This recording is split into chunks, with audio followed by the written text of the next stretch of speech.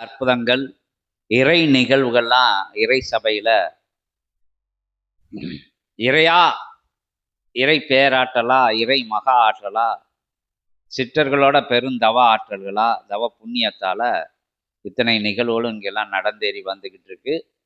அற்புதமான யுகமாற்றத்தை அகத்திய பெருமான் சொன்ன மாதிரி உணர்ந்தவங்க தர்மத்து யுகத்துக்குள்ள வந்துடுறாங்க.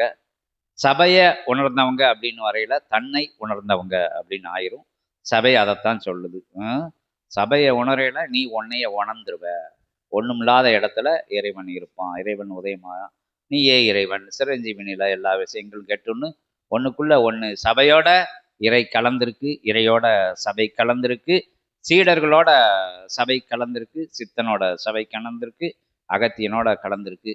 எல்லாம் ஒன்றுமற்ற நிலையில ஒன்னா மண்ணா கண்ணா உயர்வா இறையா அது கலந்து நிற்கின்ற அற்புதமான நிகழ்வு நடந்து வருது.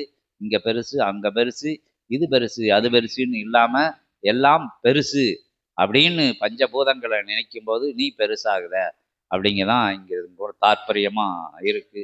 பஞ்சபூதங்களை வணங்கி நிற்குன்னா பஞ்சபூதங்களோட தன்மை உனக்குள்ள இருக்கு. அதை உணரும் போது நீ இறை ஆகுத, இறை பஞ்சபூதம் ஆகுது.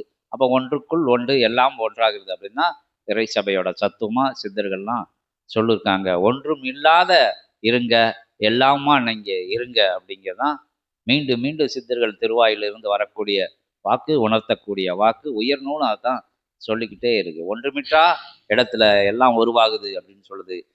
அதாவது விஞ்ஞானமும் அதான் சொல்லு, இப்போ மெஞ்ஞானமும் அதான் சொல்லிட்டு வந்திருக்கு இவ்வளவு நாள் வரைக்கும் சித்தர்கள்.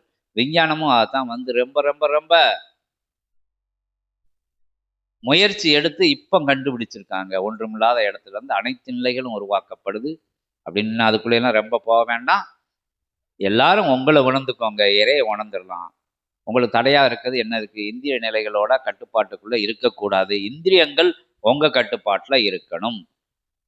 காமக்ரோத லோப மதம் ஆச்சரியங்கள் வந்து இகலோக வாழ்க்கைக்கு உங்களுடைய பயணத்துக்கு இறையை அடையதுக்கு துணையாக இருக்கிறத தவிர கலியுகத்துக்கு இறையாயிடக்கூடாது அப்படிங்கிற நிலையை மீண்டும் மீண்டும் இங்கே சித்தர்கள் அதை தான் சொல்லிட்டு வராங்க.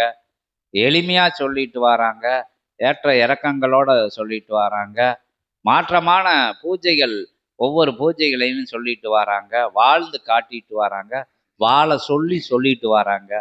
எல்லாம் கடைபிடிங்க, உயர்வடைங்க அப்படின்னு சொல்லி உயர்வான ஞான வினாக்கள் இருந்தால் அகத்திய பெருமான்ட்ட தவத்தில் பார்த்த வினாக்கள், புரிஞ்சு கொண்ட விழாக்கள், ஞானத்தை புரிஞ்சு கொண்ட நிலைகள், இறை சபையை பற்றியும் கேட்கனாலும் கேட்கலாம். ஒன்றும் அதுக்கு தடை இல்லை. எல்லா விஷயங்களையும் பற்றி ஞான சம்பந்தப்பட்ட வினாக்களை முதல்ல அகத்திய பெருமான்ட்ட கனவுல கண்ட, தவத்தில் கண்ட அற்புதமாக நிகழக்கூடிய விஷயங்கள் என்ன வேணாலும் கேட்டு தெரிஞ்சுக்கோங்க. அகத்திய பெருமான் வந்து அதற்கு வந்து ரெடியாக இருக்காங்க.